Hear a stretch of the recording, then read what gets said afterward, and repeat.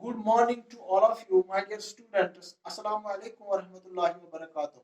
तो प्यारे बच्चों, आपको पता ही है कि कुछ दिनों से हमारा जो टॉपिक चल रहा है वो नेचुरलिज्म के बारे में, क्योंकि हमारे जो लेक्चर्स हो रहे हैं वो है जो बीए फर्स्ट सेम है, उसमें जो पहला यूनिट है, जो एजुकेशन सब्जेक्ट है, उसमें जो पहला यूनिट है वो हमने कंप्लीट किया।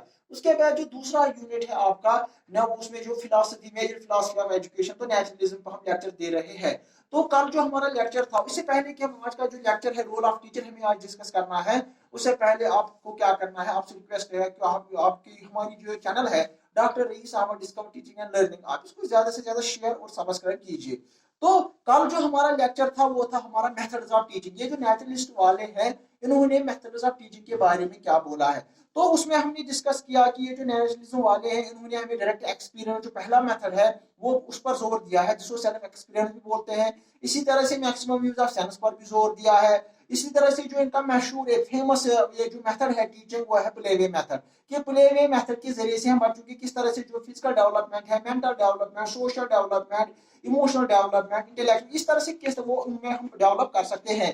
और इनका और एक स्टेटमेंट है वो है को एजुकेशन।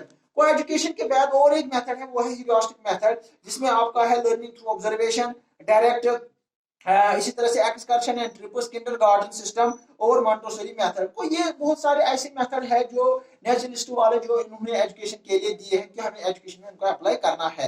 तो यहाँ पर हमने ये भी देखा कि ये जो नेचुरलिस्ट वाले हैं बहुत सारे ऐसे स्टेटमेंट्स फेमस हैं उनके कि उस पर भी हमने रोशनी डाली है, उस पर भी हमने हाईलाइट थोड़ा बहुत किया, बोला है आपको कि कौन कौन सा है मतलब स्टेटमेंट है जो उनका मशहूर है।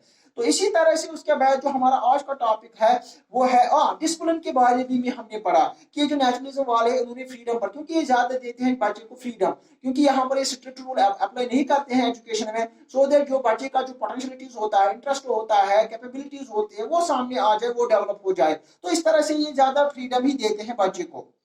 अब जो ये जो नेचुरलिज्म वाले हैं रोल ऑफ टीचर के बारे में क्या बोलते हैं, naturalism gives second position to teacher in the educational process. A teacher should not interfere in the national development of the child. तो इसी तरह से ही must not exert his undue pressure. The role of a teacher can be highlighted as number one, क्योंकि यहाँ पर ये ज्यादा जोर देते हैं नेचर पर ही पहला। तो इनका तो यहाँ पर nature as a great teacher, पहले बोलते हैं कि नेचर जो है यही एक ग्रेट टीचर होता है बच्चे के लिए।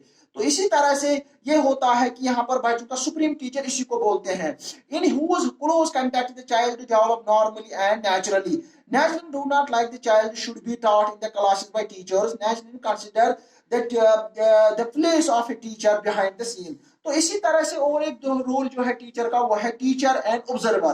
तो टीचर को यहाँ पर क्या करना है, तो नेचुरलिज्म फोकस है यहाँ पर कि ये जो टीचर होता है उसका सिर्फ ऑब्जर्वर होता है।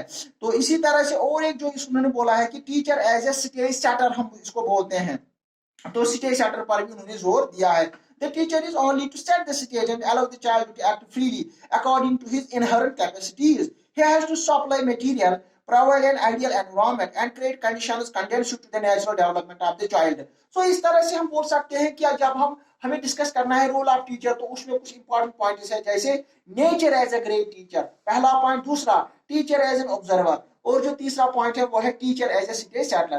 तो इसके बाद बहुत सारे ऐसे पॉइंट्स है कि इस तरह से हमने एम्स भी डिस्कस किया, इस तरह से हमने करिकुलम भी डिस्कस किया, इस तरह से हमने इसमें मेथड्स ऑफ टीचिंग को भी डिस्कस किया, इस तरह से डिसिप्लिन के बारे में और रोल ऑफ टीचर। अब जो मेन इंपॉर्टेंट पॉइंट्स है जो हम लास्ट में आपसे बोलेंगे कि ये जो नेचुरलिज्म वाले हैं इनका रोल क्या है in the field of education. तो पहला पॉइंट है कि naturalism contribution to modern education has a unique. तो यहाँ पर किस तरह से वो है, हम किस तरह से देख सकते हैं, naturalism all the reforms of education main contribution of naturalism are as number one, naturalism has given an impetus to the new psychological methods. इन्होंने साइकोलॉजिकल मेथड्स पे जोर दिया है, किस तरह से हम उनको एजुकेशन में इस्तेमाल कर सकते हैं, जैसे सेल्फ एक्सप्रेशन पे जोर दिया है, फॉलो नेचर का वर्ड है, ऑटो एजुकेशन है। तो इसी तरह से play way techniques are some of the main features of, क्योंकि मैंने आपको बार बार बोला नेचुरलिज्म वाले ने सेल्फ एक्सप्रेशन पर जोर दिया, इसी तरह से फॉलो नेचर भी है, इस तरह से ऑटो एजुकेशन, और इसी तरह से हम देखते हैं प्ले वे टेक्निक जो भी एजुकेशन में है वो किनका है, नेचुरलिज्म वालों का।